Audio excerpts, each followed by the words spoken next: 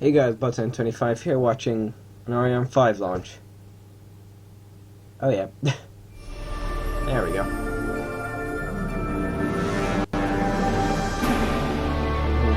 Is this going to work? Is it?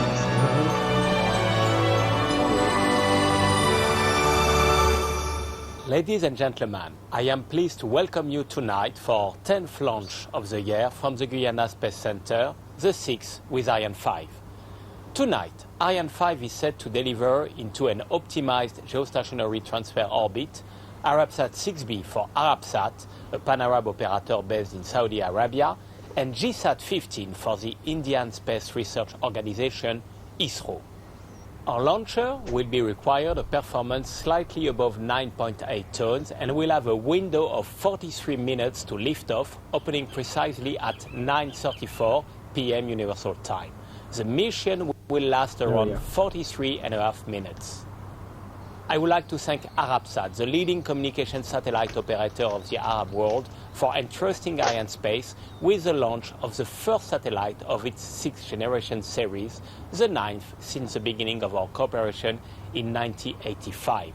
Once on location at 26 degrees east, Arabsat 6B, designed and manufactured by Airbus Defence and Space and Thales Alenia Space, will mainly enable to enhance Arabsat's direct-to-home television offer over Africa, Central Asia and the Middle East with its 24 Ku band and 3 Ka band transponders. I am also grateful to ISRO, a long-standing Arianespace partner since our relationship dating back to June 1981 and the launch of EPOL, first Indian-made satellite, has been uninterrupted for 34 years. Once on location at 93.5 degrees east, GSAT 15 will provide India with a variety of telecommunication services using primarily 24 Ku band transponders. Tonight, Arianespace is particularly proud to serve two governmental bodies acting in the field of space communications. Arabsat, an intergovernmental organization founded by the Arab League in 1976, and ISRO, in charge of defining and implementing a nationwide space policy on behalf of the Indian government. But our 83rd Ariane 5 is now being readied for launch, so enjoy the show.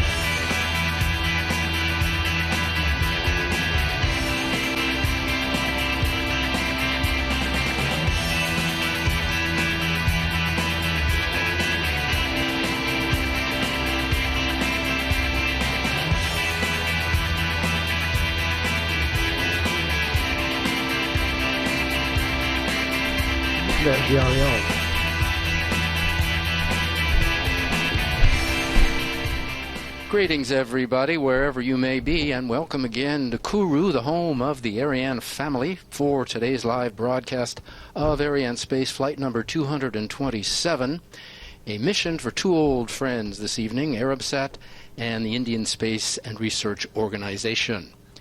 Joshua Jampo here. You can follow the broadcast in English with me or in French with our translator, Bart Aubin and Catherine Laurent. We're all coming to you live from the Jupiter Mission Control at the heart of the space base. If you're unfamiliar with Ariane, a good chance to take a close-up look. She stands 54 meters tall, weighs 775 tons, and is in two parts, a lower component and an upper one. The lower composite, including the main core stage and two boosters, so 3 power sources there. The upper component, including the single upper stage engine, the vehicle equipment bay where the computers are, and the fairing, inside of which are the 2 satellites.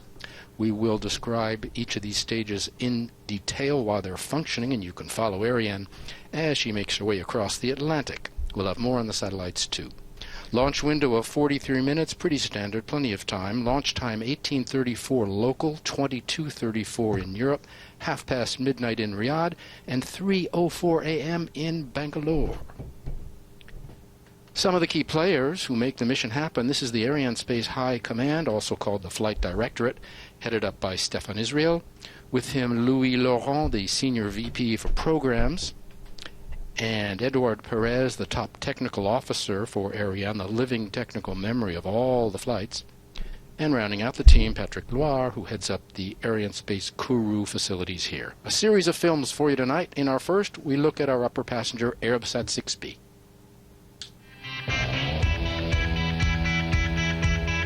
Arianespace is really happy to welcome again the Arabsat operator to launch Arabsat 6B satellite through a launch services contract signed in 2009. Arabsat is a leading satellite communications operator in the Arab world. With more than 20 member states, the organization plays a vital role of enhancing communications. Arabsat 6B, commercially named as Badr 7, is the first satellite of Arabsat 6th generation satellite series. Badr 7 will soon be joining Badr 4, 5, and 6. Airbus supplied the E3000 platform, assembled and tested the spacecraft, while TAS designed and built the communications payload. Arabsat 6B will soon give its customer variety of services at very high quality, and no doubt it will ensure customer satisfaction. I would like to thank all involved teams of Arabsat, Airbus Defence and Space, and Thales Alenia Space for the very efficient collaboration and teamwork spirit. A lot still going on during these final moments of the final countdown. We've had our last weather check. There are a couple of these before launch, this final one occurring 10 minutes before liftoff. Start of the countdown here in Jupiter began this morning just after 6 a.m. All the facilities were declared to be in working order during a dress rehearsal last Thursday. A first look at our second passenger now, GSAT 15. There we go. We are very proud and honored to be hence part of the Indian space program success story. This winning partnership between Arianespace and ISRO was started 34 years ago with the launch of Apple. GSAT 15 is a high-power communication satellite built by ISRO. It replaces the services of INSAT 3A and augments the Ku band transponders. Apart from this, it has got Gagan payloads for satellite-based navigation services. This will be an add-on to GSAT 8 and GSAT 10, which are already on the orbit. We have got long-standing relationship with Arianespace, more than 30 years. We are well conversant with their facilities. It is similar to our launch facility at Shore, India, but every time both will learn something new. I would like to thank the ISRO team here in Kourou, but also in Bangalore, for the great job that we have carried out together throughout this program in preparation of this mission. And I would like also to thank ISRO for their renewed confidence they have put in Arianespace.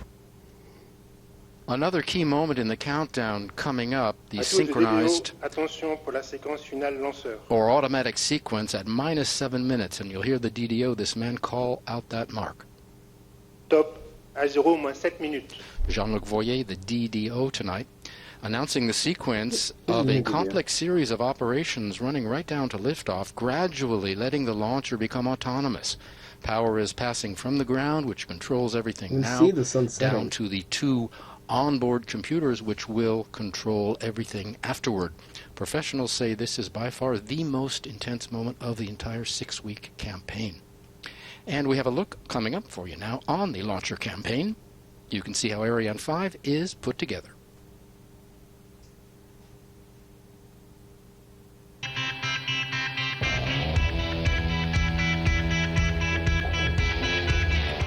Most parts of Ariane 5 left Europe, crossing the Atlantic by ship and reaching Kourou after 11 days. The launch campaign began on September 21st with erection of the main stage in the Launcher Integration Building. The first of 2 solid boosters was transferred from its manufacturing site here at the base, and the second followed the next day. The upper stage was then mated to the Vehicle Equipment Bay. The launcher, complete but for its satellites, was then transferred to the final assembly building. The satellites arrived in French Guiana by cargo plane, GSAT 15 on September 15th and Arabsat 6B on the 2nd of October.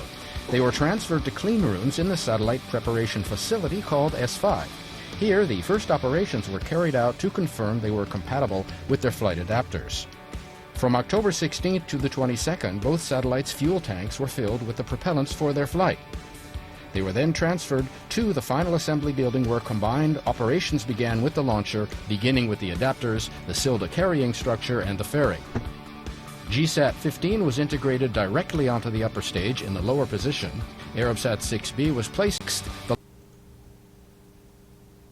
and 5 to be transferred from the final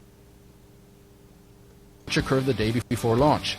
Here she awaits the final countdown and the start of her mission. The space base covers a lot of ground here, 750 kilometers, and a lot going on. And those activities can be summed up by the panels you see on the right there. These are a go, no-go, green-red summary of everything it takes to successfully prepare, launch, and follow Ariane. Green means we're okay, red means the opposite. It's very simple. We get a red in any of these areas, we stop the countdown. We check these panels during the first part of the mission before lifting off. They must be green to give a go, and you can see that is the case. The status of these services, and you see them there in French, the launcher, the satellites, the weather, telemetry, and more, they're sent in here to Jupiter by the different outposts, which is why we call Jupiter the nerve center of the space base. Some 1,500 people are working around the base in all. Apart from Jupiter, one place is very busy is right here, the Launch Control Center, where the launch management teams are working under the direction of the Launch Operations Manager.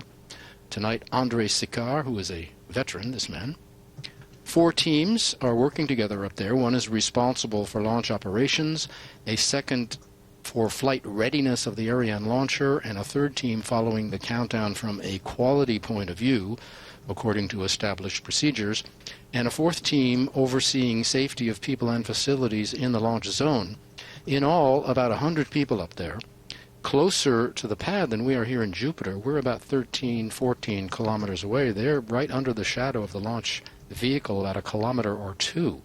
And their control center there has walls 1 meter thick of reinforced concrete.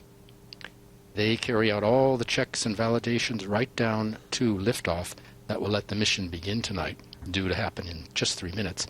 Once the launcher has left the pad, their work is done. Some other things we have to take into account before launching.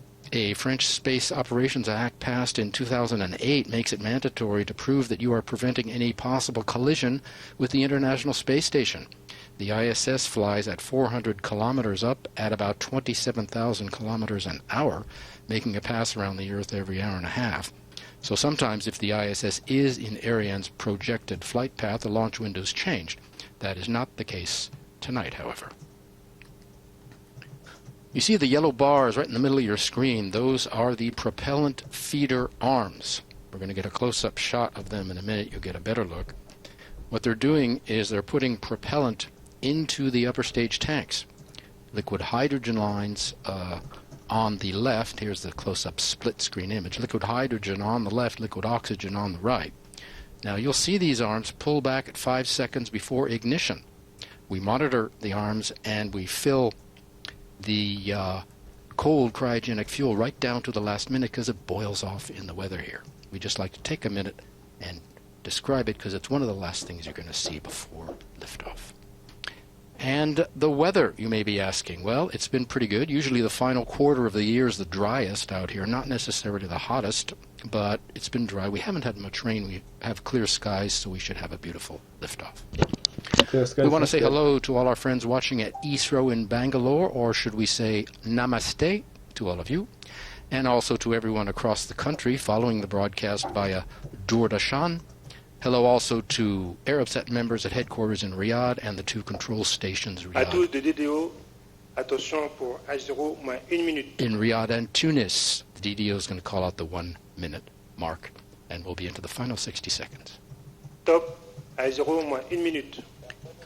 Just time enough to explain the final ignition sequence, starting when those cryogenic arms pull back. The yellow bars, remember, that gets the ball rolling. Here's what to watch for. At H0, the DDO will usually call out something like allumage volcan. That's the ignition of the main stage, but we don't lift off yet. There will be a 7-second wait while the onboard computer is checking the performance of the main engine.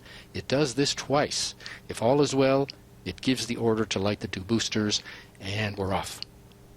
And we will cut away and let you watch. Final countdown. We'll be back once Ariane has cleared the tower. Enjoy the liftoff, everybody. T-minus 18 seconds. À tous de DDO, attention pour les décomptes finales. 10, 9, 8, 7, 6, 5, 4, 3, 2, 1, top. Allumage Vulcain. Allumage EAP, décollage.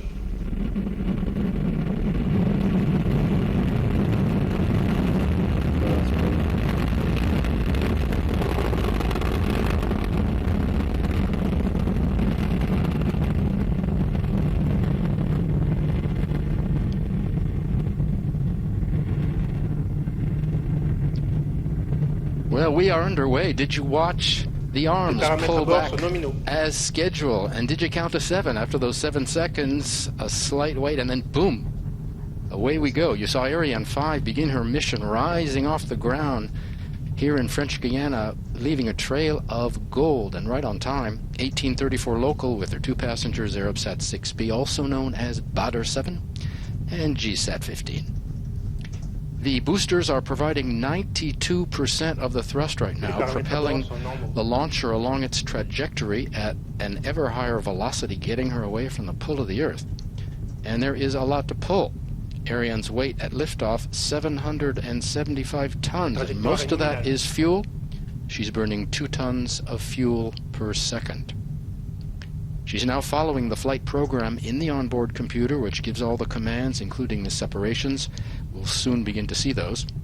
We are in the first of 4 flight phases. The first 3 are powered, the last is not. We'll describe each in turn. Right now, the first flight phase, the Vulcan engine and the 2 boosters are burning.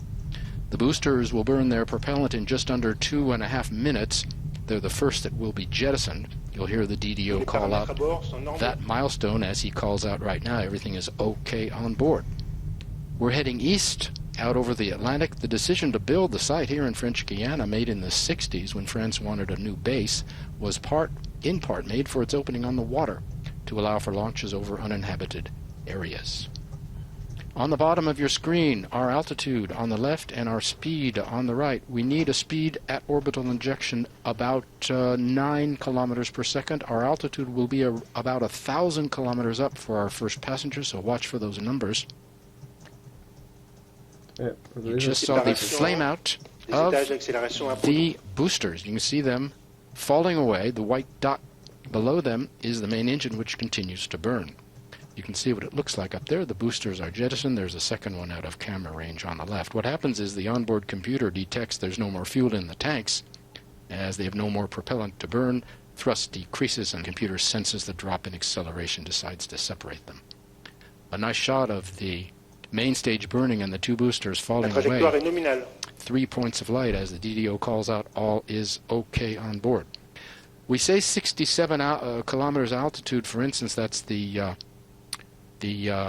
altitude where the boosters were jettisoned. Sometimes it might not be the figure you see on the screen. This is quite normal due to a slight delay in the telemetry coming in here.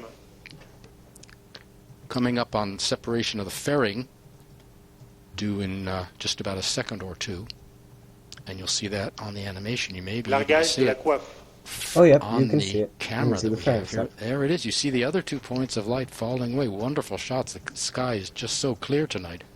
On the onboard camera, you see what happens there. There's another half out of camera range on the right. Separation is given by 2 pyrotechnical systems. One is horizontal, one's vertical. They're cords that actually remove the fairing by a small controlled explosion. With the fairing gone, you have exposed to the elements Arabsat 6B. Underneath that, a black bell-shaped structure, which is called the Silda. That's a carrying structure, which houses our second passenger. Underneath that is GSAT 15. We can separate the fairing now because we're out of the dense layer of the atmosphere. Over 100 kilometers up, there's neither friction nor heating, which could disturb the passengers, so we discard also any dead weight. The fairing weighs over 2 tons. And it's lined by panels that protect the satellite from the noise of the engines at liftoff. Our speed is what's important right now, which is the role of the main stage. Cryogenic propellant, not only highly efficient, but provides a push that can last for a long time. There are different propulsion systems on Ariane 5. Cryogenics as used in the main stage are more efficient than solid propellant, which is used in the boosters. Basically, solids are for getting us off the ground, away from the pull of the Earth, while cryogenics are for more precision orienting of the vehicle. And of course, they allow a stage to be reignited in another version of Ariane. On the right is Arabsat 6B. Below that is the Silda. Below that, the white bands were the vehicle equipment bay and the upper stage. And below that is the first stage. Ariane 5, the heavy lift launcher, 2 other members of the family Soyuz lifting middle-sized payloads, 2 and 3 tons, and Vega, a 1-ton light launcher. We're going to go to our first replay of shots of liftoff. It happened just 5 minutes ago. Always exciting to relive those moments of liftoff. We have cameras at several of the half-dozen observation sites that are stationed across the base here, and they furnish us with shots from different angles. We should be getting their footage in just a moment. Some figures. This is the 83rd mission for the Ariane 5. The two passengers are the 168th and 169th satellites to be launched by Ariane 5, as the DDO continues to say, all is working flawlessly on board. They are also the 401st and 402nd satellites to be launched on a version of the Ariane launcher.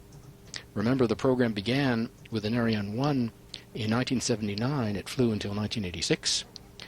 Ariane 2, the first upgrade, was in service from 1986 to 89. Ariane 3, even more powerful, worked from 1984 to 89. And Ariane 4, the real workhorse, flew from 1988 to 2003 before being retired. Ariane's radar and telemetry signal in about 30 seconds is going to be picked up by our first downrange tracking station. That's at Natal, over the border in Brazil. Natal will see the lower stage burnout and separation of the lower stage as well as the upper stage ignition. All of Ariane's trajectory has been designed to be followed from the ground. The launcher is sending radar and telemetry back and a network of stations keeping constant watch on the health of her systems. Telemetry being launch vehicle data, information on 1,500 parameters being collected and transmitted back to these ground stations. Every second, they're being sent by 2 transmitters inside the vehicle equipment bay and by the antennas which lie outside. These include indicators of Ariane's health and performance in flight, and they come from pressure and temperature sensors which record all her functions throughout the flight. And what do we do with all this information? Well, some of it is analyzed in real time. Customers get immediate information about their spacecraft, which is important. Other data are analyzed after the flight to learn how the vehicle has performed. A complete analysis is carried out about a week after each launch. You can imagine the enormous archives this gives Ariane Space, a wealth of technical information going back to the very first launch of Ariane 1 on Christmas Eve 1979.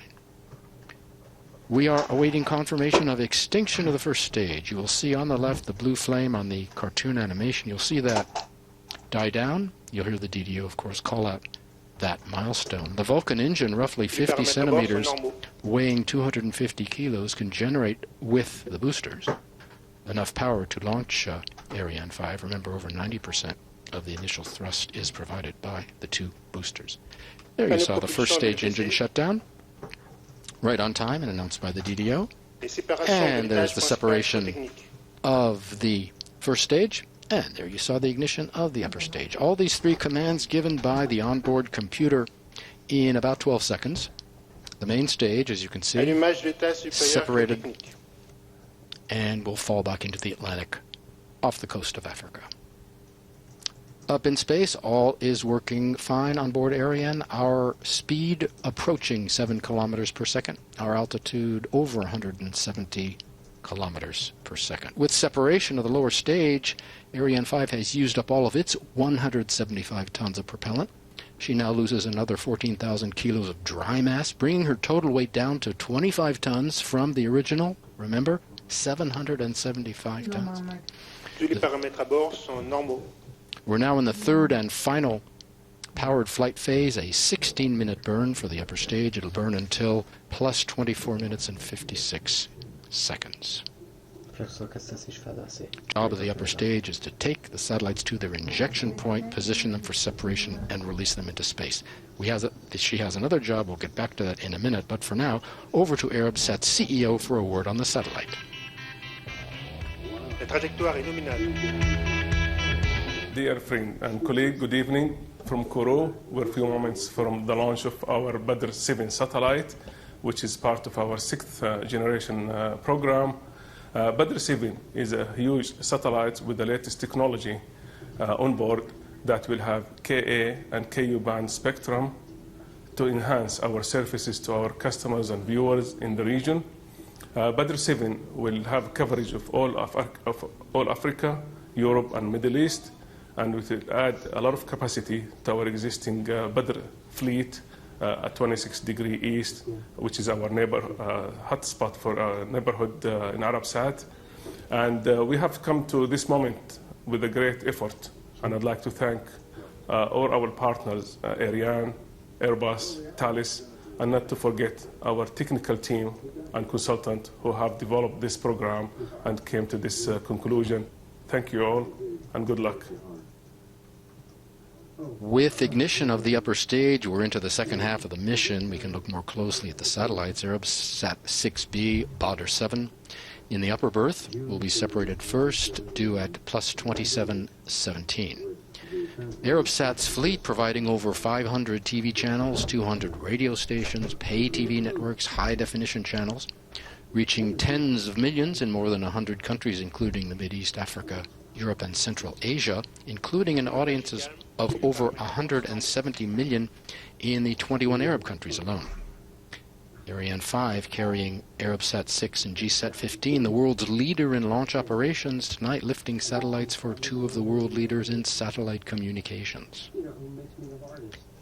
Arianespace orbiting telecommunication satellites on this mission, but the family also delivers satellites with many other missions. The first flights of this year showed that. We'll be back with more, but our next film on the builder of Arabsat 6B, Airbus Defence and Space.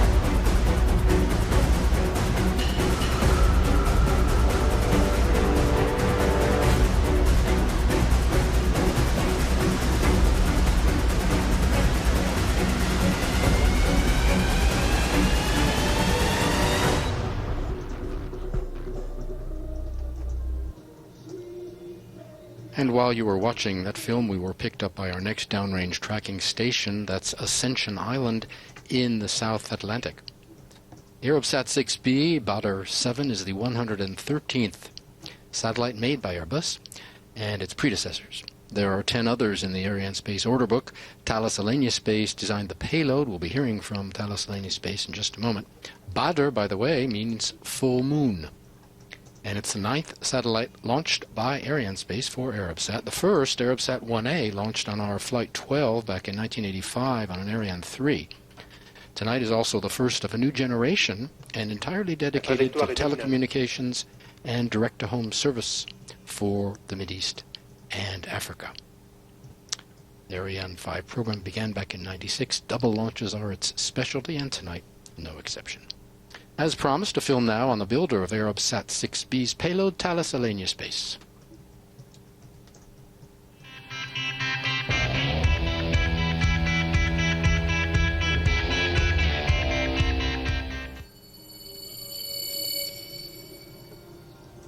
We have been working with Arabsat for 30 years and delivered all of their payloads and their first 3 generations of satellites.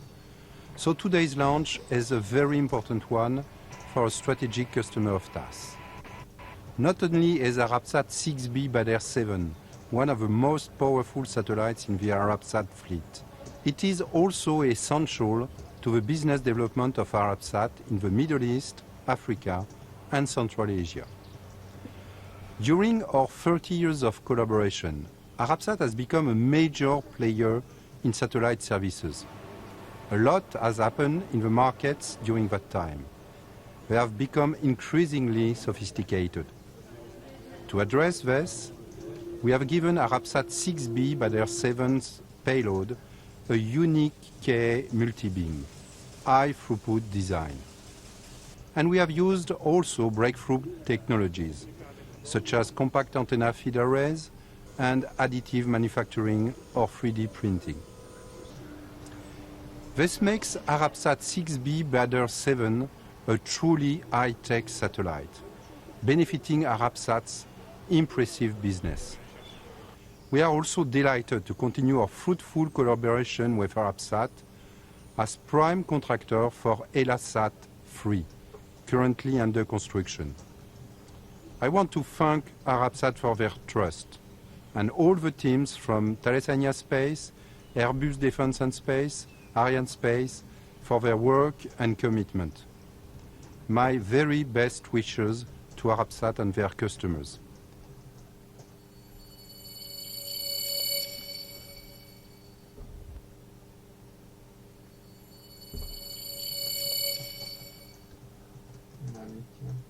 During that film, we were picked up by our next tracking station downrange, Libreville, in Gabon, on the west coast of Africa. Receives telemetry for 15 minutes and will see the upper stage burn out. The Arabsat company is the leading regional telecom operator in the Mideast, founded in 1976. Arianespace has launched 62% of its fleet. There's another Arabsat in the Arianespace order book, Sat 3, mentioned by Jean-Luc Le Gall in the film. For the affiliate, it's a nearly wholly owned subsidiary of Arabsat's. After tonight, 3 more satellites are planned for the period 2015 to 2018, and 2 more are under review. Arabsat expecting to grow the fleet to 12 in 5 years. A word now from Arabsat 6B's builder Airbus and Chairman François Auque.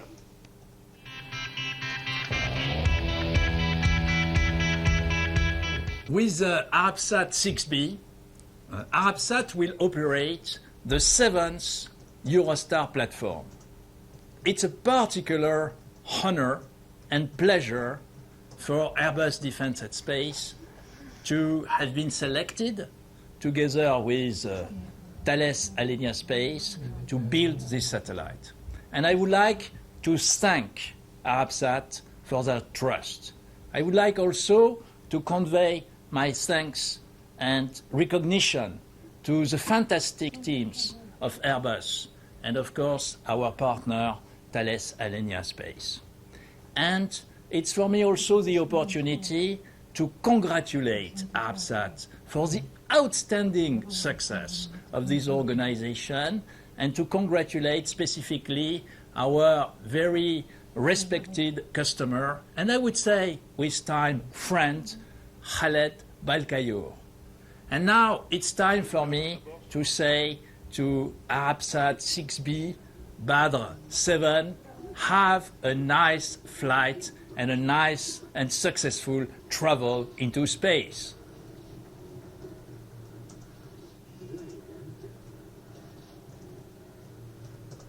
Turning to our second passenger now, GSAT. GSAT 15 is the 19th ISRO satellite launched by Arianespace. It'll offer telecom services as well as navigation and disaster help when it becomes part of the ISRO fleet. 13 satellites in the fleet today. Arianespace and ISRO have been partners for 30 years. Their relationship goes back to 1981, Flight 3, one of the Ariane 1 qualification flights, which delivered a small communication satellite called Apple, which weighed 670 kilos. Compare that with GSAT 15 weighing in over 3 tons tonight. ISRO founded in 1969 with a goal to harnessing space technology for national development, and it really has one of the largest space agencies in the world. 129 missions, including the latest successful launch on October 27th. We go now to ISRO's CEO, Mr. Kiran Kumar, for words on GSAT 15.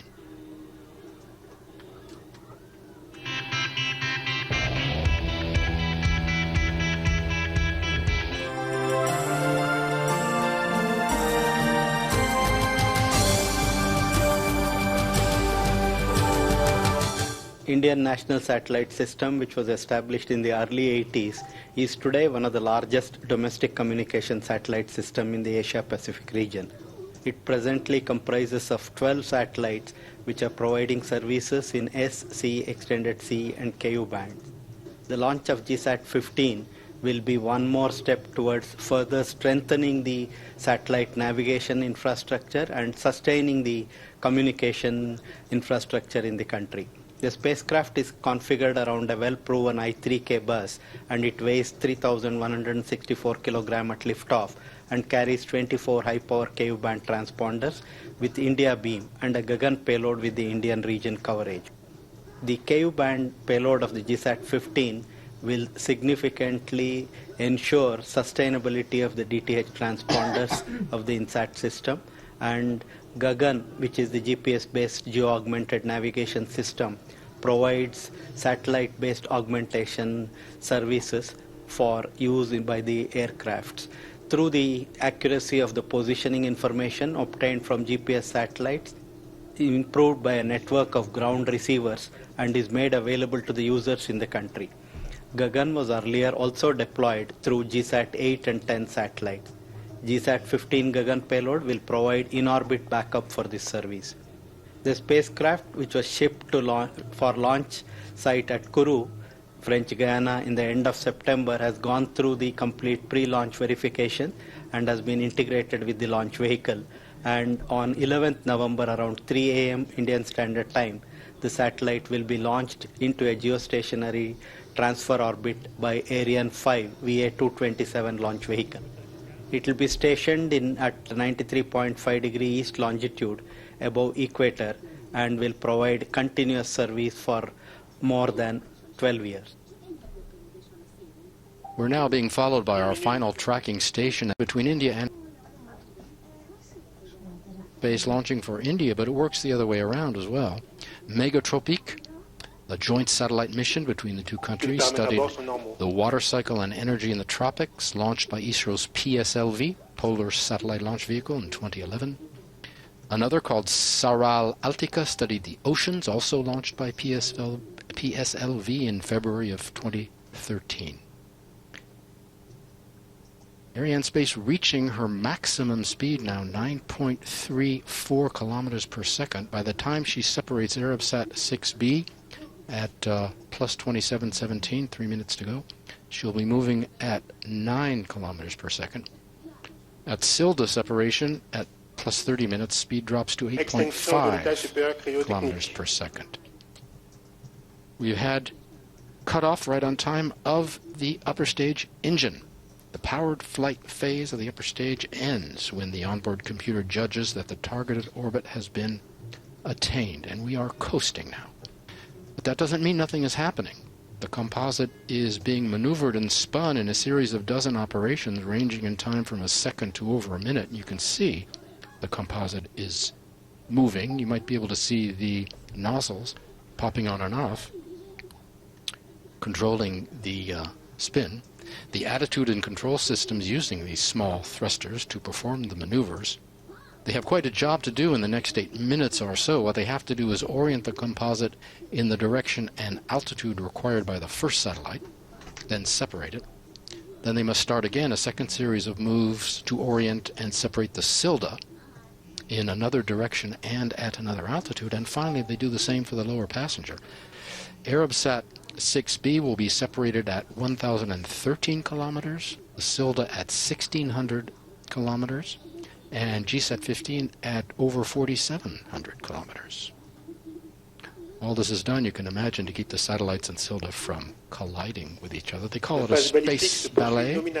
Space ballet in the trade, not a bad description. The upper stage runs on cryogenic fuel, more sophisticated than solid fuel. As we mentioned, it can provide the precision, not the raw power. And a precise injection of the spacecraft, which is what the composite is preparing for right now, means a lot in terms of performance, but also affects the lifetime of the satellite. It uses its own onboard propellant to get to its orbital slot. It has, of course, left fuel left over to live in space. We're coming up on confirmation of separation of our first passenger, Arabsat 6B 2717. Always a moment of high concentration. The teams have gone through these procedures before, but it does call for tremendous focus. All eyes on the computer screens now. Séparation Arabsat 6B. There we go. There we have the first good news. Successful delivery of our upper passenger, Arabsat 6B, also known as Badr 7, right on time over the east coast of Africa. You notice people in the hall very politely holding their applause until the second passenger. Now that the Arabsat has been separated, the early operation maneuvers acquisition by Riyadh should come in about a minute. Solar array deployment starting in about 6 days. There will be 4 apogee motor firings from the first day out to the 6th day out. Antenna deployment beginning in about a week. Payload switch on in about 12 days. And then the payload and the platform testing. While we have a minute, we can go to the quiz question. What do you say? It concerns both the satellites. See if anybody out there can get this one. Listen up. Claude Berna, Arianespace, has made this info available. Thank you, Claude. Here's the question. Our 2 passengers tonight have an interesting link. They have not flown together before, but there was one Arabsat launched by Ariane, which was later transferred to INSAT and became part of the Indian fleet. ISRO does not count it as one of its own home-built satellites. Can you give us the name of the satellite, the date it was launched, or the date it was transferred? Again, Arianespace quiz question number 227. One Arabsat was launched by Ariane and later transferred to the Indian fleet. Can you give us its name, the date it was launched, or the date it was transferred? Give you the answer in a minute. While you're thinking, the ballistics phase continues. All maneuvers in this phase are programmed, of course, in advance. The information stored in the onboard computer. The launcher knows precisely what it has to do, where it is, where it's going, at all times. The first part of the ballistics phase will terminate with release of our second satellite, GSAT 15. That's due at plus 43 minutes and 20 seconds, so we still have some time. Before that, however, the Silda separation, that's due up in about a minute. You'll hear the DDO confirm that. Separation marks an end as well as a beginning, of course. It's the end of the launch vehicle's mission for the satellite. I'm speaking of Arabsat 6B now. But it also marks the beginning of the satellite's own life. Before explaining how a satellite is separated, first, an idea of how it's attached to the upper stage. Satellite is basically a cylinder. The cylinder is fixed on an adapter by a clamp which encircles the cylinder and keeps it in place on the adapter. Separation is triggered by the clamp, which is cut at one point and becomes loose. This frees the satellite from the adapter and releases 8 springs, which push the satellite forward. When the satellite moves away from the mothership, this activates 2 switches signaling separation, and it's this information that's transmitted to the ground and comes in here to us. With the first satellite separated, its teams are already at work on the first operations. GSAT teams here in the hall still very concentrated and will be until separation has been confirmed. We're waiting for separation of the Silda. That should be coming up in just a second or two. Séparation du système de lancement double Ariane. And DDO has just confirmed that the Silda has been separated. You see what it looks like on the animation, just like the satellites pushed away by the series of springs from the mothership, revealing GSAT 15. The composite loses another 445 kilos.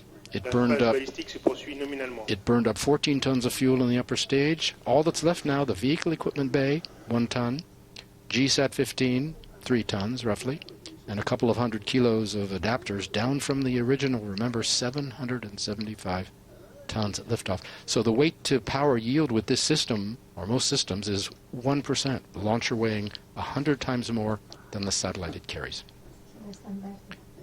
We're still in the space ballet. We mentioned how Ariane 5 sending constant radar and telemetry back down to Earth. One of the reasons the Kourou set was chosen, you need hills near the launch site where radar and telemetry facilities can be installed to follow the launcher. And this is one of them. This is a facility south of the space base, high on a hill with excellent visibility. It's called the CVI. CVI means the Immediate Visual Control Center. And those teams up there right now, they have all the means for receiving, processing, and storing the data coming in from Ariane to the ground. They are following and analyzing the flight data. They report Ariane 5's flight status to the team back here in Jupiter. Remember, Jupiter Mission Control in constant contact with all the facilities needed for launching and following Ariane. The displays at the facility you see there, the facility called Galileo, allow us to check the main parameters concerning propulsion, piloting, and trajectory. We can also give customers a first round of information, which is called an orbital diagnosis, when separation occurs, and a complete post-launch analysis performed here about a week after launch. If you just joined us, we've had successful separation of our first passenger Arabsat 6B and separation of the Silda. We're waiting for separation of our second passenger GSAT 15 in about 10 minutes. Europe's space effort is a 3-way affair among the European Space Agency, the French Space Agency CNES, and Arianespace. You find them all here along with customers. Very generally, Arianespace Launch Services and the Ariane program, ESA funding the new programs, and CNES overseeing coordination of all space-based operation. You see the operational teams, but in fact to launch Ariane or Soyuz or Vega, we also need security, support from the Army, firefighters, many other professions. If you've been down here, you've seen them across the space base. So Arabsat 1C was the one that was... This version of Ariane 5 used mainly for commercial launches into what they call geostationary transfer orbit. There's another version which is used for other orbits like low Earth, polar, or sun-synchronous orbits. This is the reignitable version that I mentioned. A last film now on GSAT 15, the customer's friend. Then back with separation of GSAT 15. Don't go away. It launched on 26th of February 1992. And transferred to ISRO in November of 1997.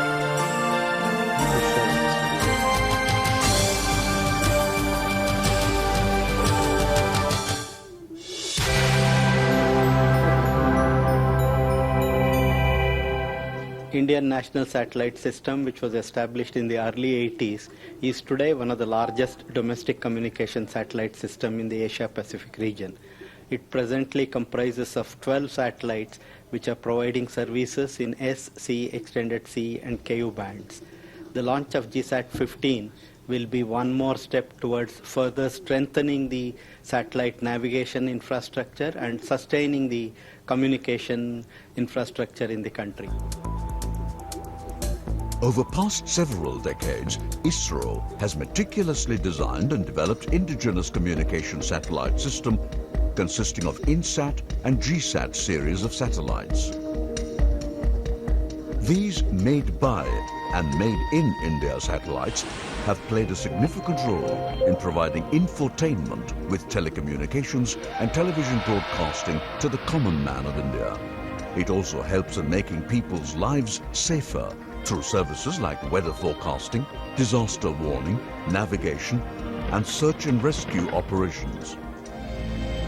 The launch vehicle puts the satellite in the highly elliptical 250 kilometer by 36,000 kilometer orbit called as the Geotransfer Orbit, or GTO. After that, a series of maneuvers using the liquid apogee motors take the satellite to the intended geostationary orbit. The increasing need of communication round the clock across India demanded advanced communication satellite. GSAT-15 is state-of-the-art, high-power communication satellite designed to address those needs. It is built on the I3K bus, carries 24 Ku-band transponders and a GPS-aided geo-augmented navigation Gagan payload consisting of two C-X-L-band transponders transmitting in L1 and L5 bands to assist aircraft navigation. The transponders for the INSAT and GSAT series of communication satellites and various onboard and ground testing instruments are designed, developed and tested at the Space Applications Center in Ahmedabad. ISAC Bangalore does the mission planning and bus system design and realization, while ISRO Inertial Systems Unit provides the inertial reference unit and momentum wheels. The propulsion system and LAM is provided by Liquid Propulsion Systems Center, while the CMSC contributed antenna reflectors and solar panels. The Master Control Facility is responsible for post-launch operations, in-orbit testing and maintenance for GSAT-15. The spacecraft's primary structure consists of interface ring, central thrust cylinder, equipment panels, Earth and anti-Earth view decks, two intermediate decks, and shear webs. Bipropellant propulsion system employing 16 thrusters with a LAM and two 780-liter propellant tanks. Telemetry tracking and command TTC packages cater for health monitoring and commanding of the satellite. Attitude and Orbit Control System AOCS provides 3-axis stable platform using momentum wheels, thrusters, magnetic torquers and inertial units. The pyrotechnic devices are used for deployment of the power system of two solar arrays with 3 panels each on both the sides, generating around 6,000 watts of power. Lithium-ion batteries are used during eclipse. Thermal control system maintains uniform temperature across the payload. The Ku-band payload has 2 dual-gridded reflector DGR antennas on east and west side, while the Gagan has 1 C-band receive antenna and 1 L-band transmit antenna. The Ku-band receivers and Gagan payload subsystems are accommodated on the Earth view panel under and top side. The south and north panels accommodate the high-power subsystems of 12 Ku transponders. The spacecraft has a lift-off mass of about 3,164 kilograms and a dry mass of 1,440 kilograms and is designed for mission life of 12 years. The launch is scheduled from Kourou, French Guiana in November 2015. The GSAT-15 spacecraft will be located at 93.5 degree east geo slot and will be providing and augmenting direct-to-home and other services like multimedia, interactive classroom, large data transfer over the Indian mainland coverage. This would also provide in-orbit backup for the GPS-aided geo-augmented navigation Gagan, a system to support all phases of flight over Indian airspace and adjoining areas and coverage over Indian region. With each such launch, one can safely say that the vision of Dr. Vikram Sarabhai to use space technologies for the benefit of common man is further continued.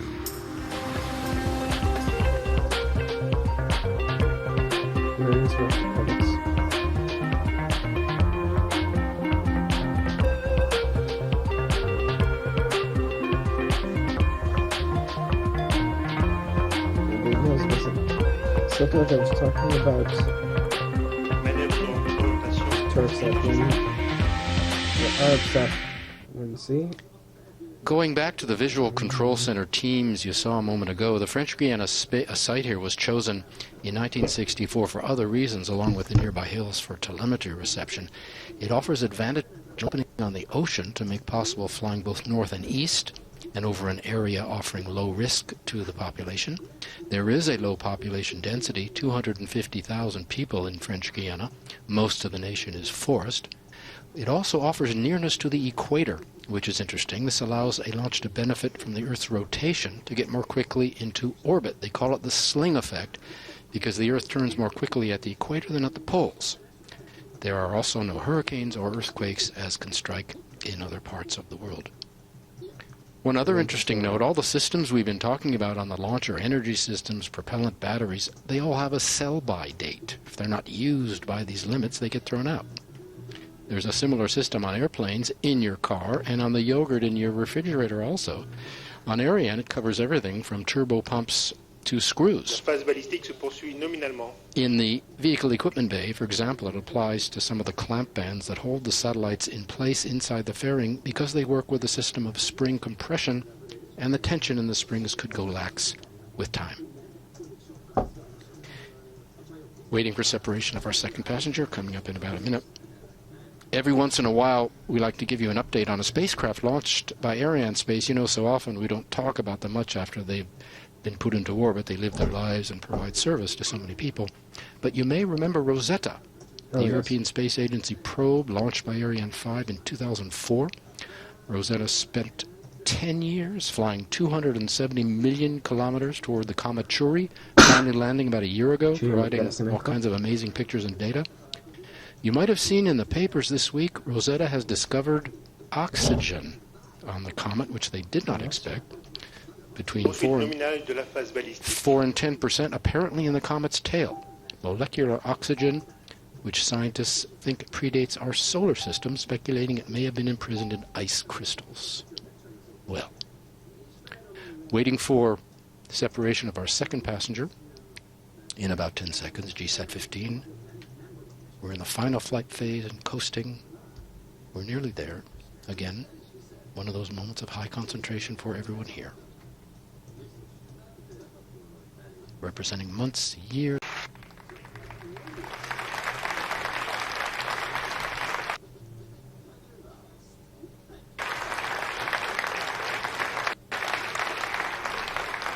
Well done. So that's a successful launch. I'm Badr. Goodbye.